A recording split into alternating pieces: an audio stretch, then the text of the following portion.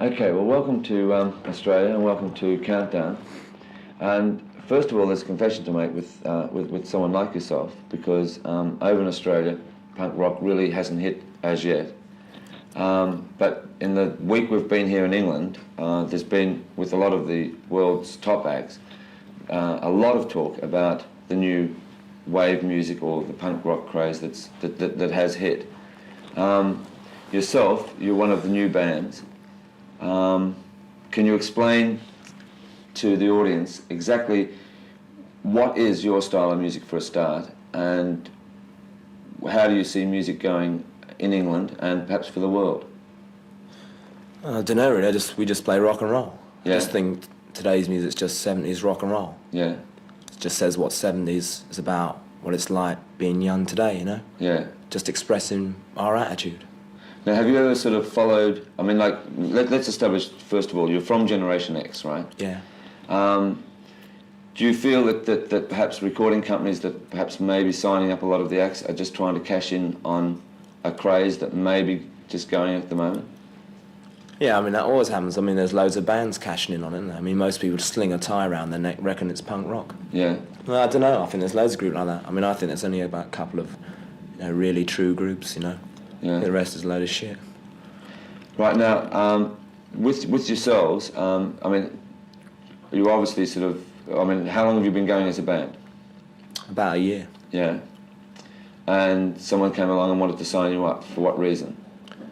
Well, really, we waited to be signed up, if you know what I mean. Right, all these other groups jumped in, but we waited because we knew when we wanted to record, how we wanted to record, and with who in the group we wanted to record with. Yeah. And then the right company came along asking us would we sign with them, and we said, well, if you give us enough money. And when they gave us $3 million, we said yeah. Yeah. So, I mean, they came to us, and that was the whole great thing about punk rock, right? It isn't the business, isn't us going to them crawling on our hands and knees. It's Terry Ellis crawling on his hands and knees to me. Right. And I say, thanks a lot, Terry, and take the money.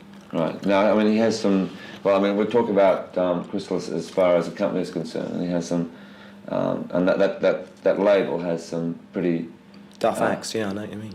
Pretty I mean, we're the only good acts act on it. Well, I don't know. Yeah. Don't know what top means. They're duff, if you ask me. Well, top in the sense that they have achieved, to reach the top of the charts, they have achieved to sell out concerts and yeah, but I don't think that's what rock and roll's about. I thought rock and roll was just about great music, so, I think they're duff, because I haven't really heard any great music from Chrysalis.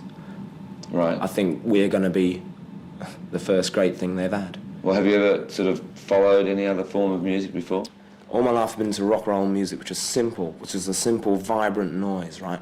Which was saying things for young people very directly, right? Because the people in the groups were just young, ordinary people. They weren't like big rock stars who could only sing about the fact that someone's ripped off all their royalties. And that's what I like about punk rock.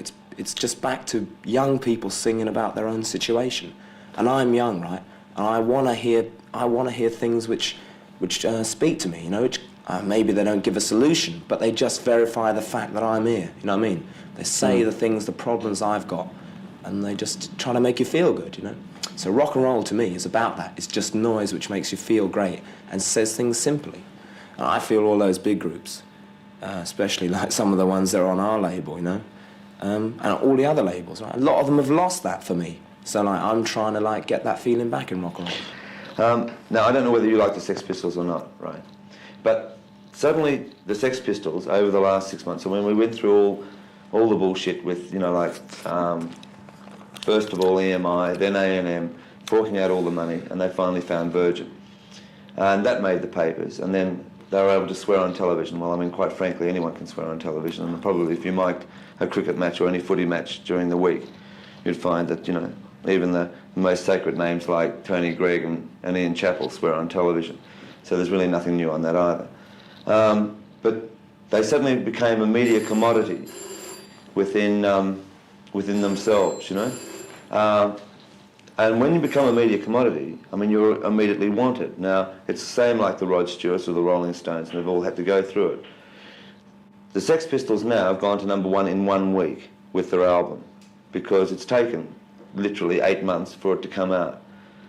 What would happen if Generation X releases a record that went to #1, bang like that, here in America and in Australia, and everyone wanted to see you, and suddenly there's a great demand going. Well, I mean, I think that'd be fantastic, mainly because there's rock and roll, our rock and roll, the rock and roll I believe in. You know, I don't know anything about media manipulation, because to me, the Sex Pistols and other groups just make a great noise, a noise which means something to young people, right? I'd rather have them than Rod Stewart and those sort of people, because their music is important to me. I don't really know about all the media manipulation. I don't really understand all that stuff.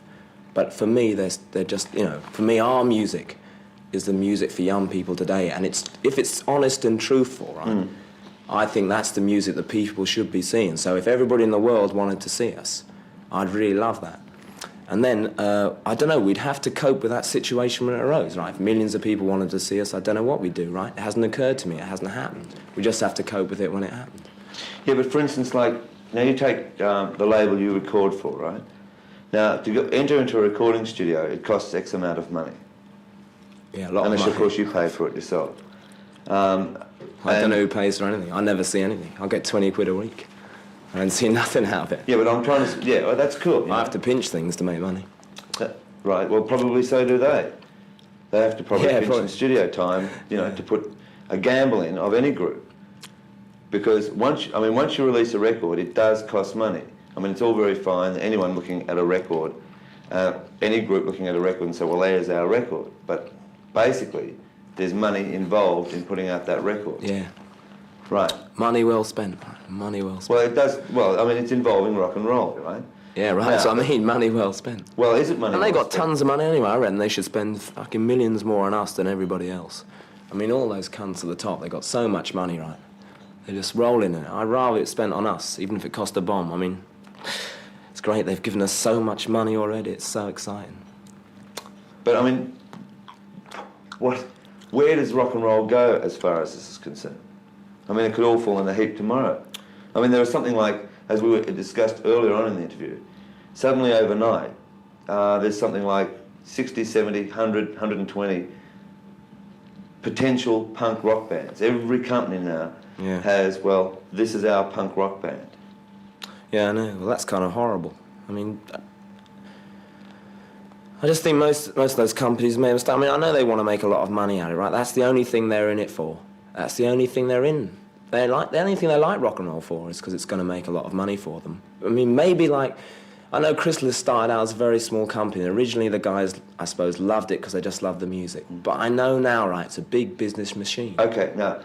But for me, wait a minute. For me, it doesn't matter, right? Because I'm not part of the business machine, right? The business machine came to us, right? Right. They said, we'll give you all this money so you can continue making the noise you want to make, right? Okay. So that's what it means to me. I don't really know. I mean, honestly, if they make a load of bread and they put it into, like, war machines or something like that, right, I'm going to feel terrible. But I didn't do it for those reasons originally, you know. Well, maybe neither did Rod Stewart. Yet Rod Stewart, say, like last week at Madison Square Gardens, had a very young audience really getting off on his music.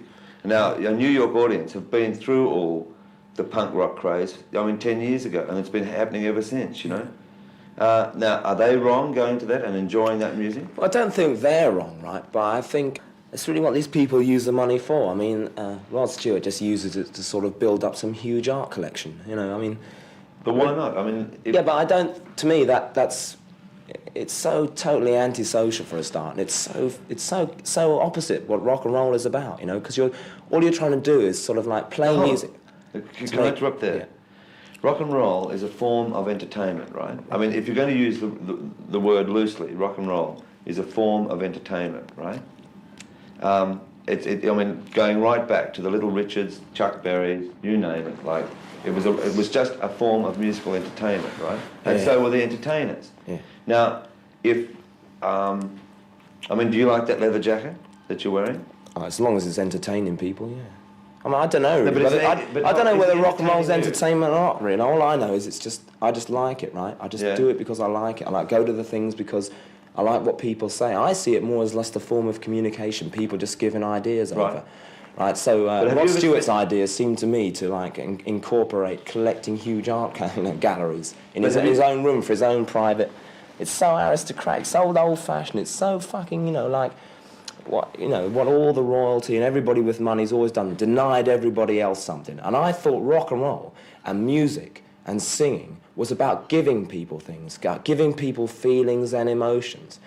And I think if you do that on one side of your life, right, really, like, it should follow in other things. You should want to, like, give out, also get back too, Okay. But, like, it seems to me, like, a lot of those sort of people like that, they seem to start collect things, like collect houses. And Now, you did say at one just seems stage silly to me. that you and your group were waiting for the right deal to come along for the right recording, right? There should be no right deal in that sort of thinking. I mean, I would... If that, See, look, the right deal, what we meant by that was, right, that in the contract, it says we get control of what product we want to put out, what songs we want to put out, singles, Right. how the album's going to be, what the cover looks like, how much... No, all we use the money we get, right? We wanted to get quite a lot of money so we could use it to make a great album, so we could spend as much time as possible doing the songs, getting out on the road and playing to people. Right. That's the only reason we wanted money, and enough to live on, right? So we could keep the group going as a group, so we can make the group work, so we can make things happen for people. That's why we wanted the money. no, I know this is purely hypothetical. That's why we wanted the right deal. It ain't to do with, like, it says in the contract you get a car after 6 months, or you get a car with the job. Right. Wasn't that at all, right? Because I still travel on the bus. I came here on the tube. Yeah.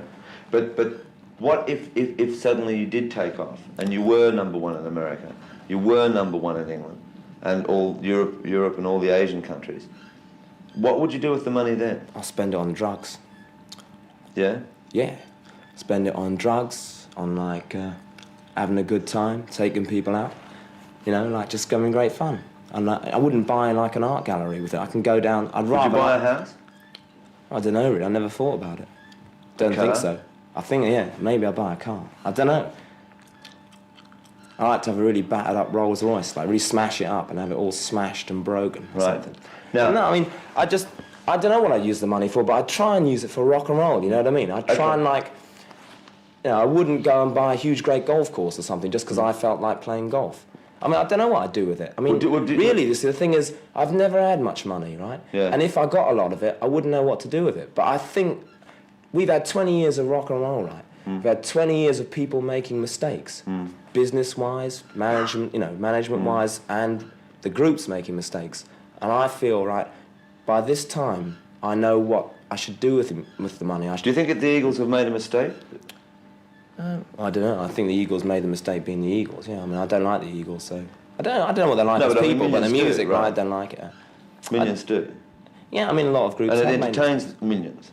I sort of felt, yeah, it does. But I mean, I thought rock and roll was a little bit more than just entertaining people. I thought it's being really basically honest about what you feel about things and what you're doing. I don't know if that's the truth or not, but to me, that's what rock and roll was about. Well, do you when think- John Lennon sings "All I Want Is the Truth" or "Woman is the Nigger of the World," right? It's songs like that speak to me. So you have admired groups in your time. Oh, of course. I mean, I think that's one thing I don't like about what's happening in a minute. People seem to deny sort of influences or deny things which made them feel great. Punk rock lacks a lot of emotion. I really feel people should expose themselves more in it because there is still emotion today. It's a lie if there isn't, Even if maybe you don't love other people like that sort of like stupid, daft, soppy love, but maybe if you like still feel things about things, like I feel things about music. That's what I'm doing rock Right, and roll. next, let's go on to music just on that score. Say you have a guitarist who may spend 10 years perfecting his craft on that instrument, right? Yeah. So, I mean, there's many have done that, right?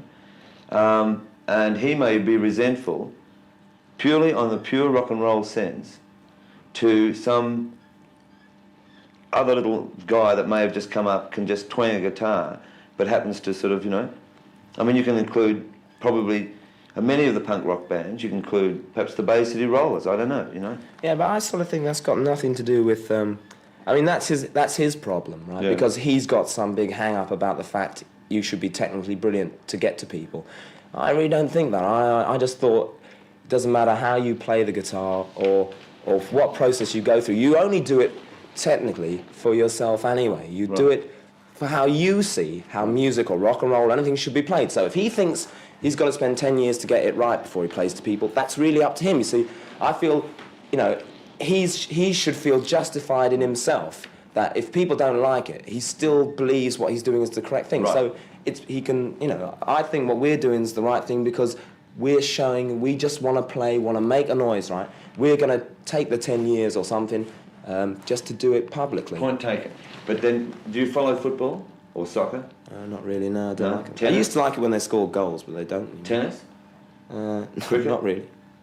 Yeah, not really. No, I don't like sports. It's horrible. I hated it at school. I always used to get out of it. I used to Yeah. like skive off when it was school. Well, I mean, can you admire a soccer player that you know that Yeah, obviously like technique and skill, but I think because he has to learn his technique? but in our group, right, we've got 4 people who are working together to build a technique in which we don't need to play for 50 years to make it sound great. We're working on what we've got, on the bare essentials of what we got, which is, I think, what music should be about. Okay. You just work with what you got, right? And if we're big or if we're small, it's neither here nor there. It's just the fact that we're trying to play together Okay. and make a noise, right? Now, if So I don't know about technique. if as a group, if say suddenly the bubble exploded, right, and people and the masses were turning to something else. Spend. No, but I mean, but if they turned to something else, even if they're just turning up to any of the gigs and they wanted to see something else, they may want to go and see a group that can technically play. Would you as a group try to further your technical ability as far as playing is concerned?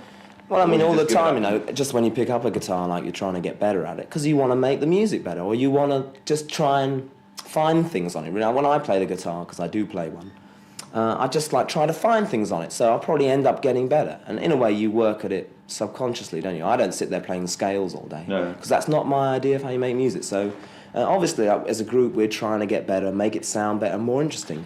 We've been talking about rock and roll, and we've been talking about manipulation. We've been talking about companies, bad or worse, or for whatever they were. Yeah. Today you've got a group, and you come under a classification, and one should, I don't think, ever classify music anyhow, you know. Oh, well, I see, yeah. Right, I mean, put it under, you know, whether it be punk rock or whatever it is. I mean, it should go under, your name's Generation X, so it should go under Generation X. That is their music, and that's that, you know. The same as like the Sex Pistols or the Eagles, you name it, right? Yeah, It I should feel be like their type of classification is music. other people's problems, Right, it's not mine. exactly. With your group, do you listen to many albums? Yeah, of course. And be really honest, I mean, like, are there any artists that have been around, that are established, that you do still like? Well, not really, actually. I like what they have done in the past, right? Right. I don't find a lot of the older people, older rock and roll people, very stimulating anymore. You know, I like Gene Vincent, right? Like Eddie Cochran when they did it, or when it was great. You know, I like sort of the little piece of 3 minutes which is like encapsulated on records. I like things like that, but. You know, I like a lot of the Beatles stuff. I love, like I said, like I already said, like "Woman is the Nigger of the World." I think that's great. That John Lennon wrote 70s music before we got here today. He wrote punk rock. You know, his early songs, like I mean, "Cold Turkey" is the most simplest thing you've ever heard if you listen. So I have got people I like, but the thing is, they let me down. They let me down because they either stopped making great rock and roll, or the songs they started to write started to have no bearing on my life, so they became irrelevant for me. Right. And like today, I don't have nobody like that. Okay, now, we've gone through, and I found this the most probably interesting interview I've done for a while, and I still don't know your name. Billy, my name is. Billy. And I just know of the group. Can you tell us a bit about your own product now, as far as what you've put down on record? Well, I mean, the only single we made at the minute is Your Generation, right? And I was just talking about what rock music I like in the past, really. And Your Generation, it's not, it's really about how, for like the last 6 years, right, there hasn't been anything which we felt had the type of emotion and rawness, right, which makes rock and roll mean something for people for years and years, which really speaks to them. So we feel like we've got all these great influences from the 60s, like I think the Beatles, the Who, the Kinks, and then there's a lot of American people, like Stooges and stuff, all that sort of people. Yeah. Even like the old rock and roll, like Gene Vincent, right? We've got all those influences that show you what's right about rock and roll, right? And now we want to go on, take the next step, and push rock and roll another step further, right? Right. still encapsulate all that's gone before, but move on. And that's what your generation's about. It's not about hating all the old people just because they've gone off with a lot of money. I mean, like, that's true, but it's more important that rock and roll music's great again for me. I want to walk down the street, and every discotheque you go by or every shop, it's rock and roll pouring out, So that's what it's about. It's just about wanting to make a next step, right? And just saying what's happened in the past 6 years and wanting to move on, And whatever it takes. It might take violence, It might take hatred. It might take love again. I don't know. But we're going to try and find out, try and push on, And what about your new single? Well, the new one's called Wild Youth, right? And I just think it's just Called about what? Wild Youth. Right. And it's really, I feel it's just about talking about me personally, right? But it's it's trying to find the identity of today, you know what I mean? What being alive in the 70s is about, How you got the same pressures from authority and stuff, but we're fighting it so we can, be ourselves, do what we want, do what we think. Really it's about, people always tell you can't do what you want, you've got to do what everybody else wants you to do. And it's just about that.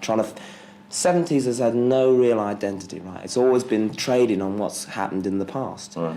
And even punk rock started out like that, trading on the music, a little bit of the past, But the thing is, like I was saying about your generation, we've absorbed those influences, and now we're trying to find the music of today. And so Wild Youth, I feel, is like we can now approach the 70s with a new feeling, because people today have revitalised what was great about old things, but put the spirit of today in it. And Wild Youth's just about that. It's about what we feel today about being young, what things turn us on, and there's still a big fight going on, but it's still great. You can make things great today if you want them to be great. Okay, Billy. Thanks for talking to us. That's right. It's actually been really good to talk to you. Thanks, mate.